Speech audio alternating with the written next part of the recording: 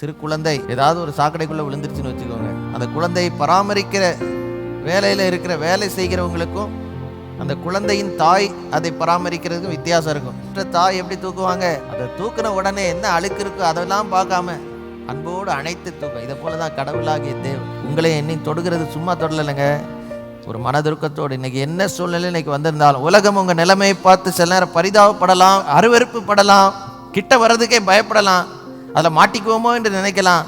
ஆனால் ஆண்டவர் இயேசு நம்மை தொட்டு சுகமாக்குகிற தேவனாயிருக்கிறார். மார்க் 1:41 இயேசு மனது உருகி கையை நீட்டி அவனை தொட்டு, சும்மா தொடலைங்க, ஒரு இரக்கத்தோடு குஷ்டரோகியை தொட்டு சுகமாக்கினார், மரித்தவர்களை தொட்டு சுகமாக்கினார், பார்வையற்றவருடைய கண்களை தொட்டு சுகமாக்கினார்.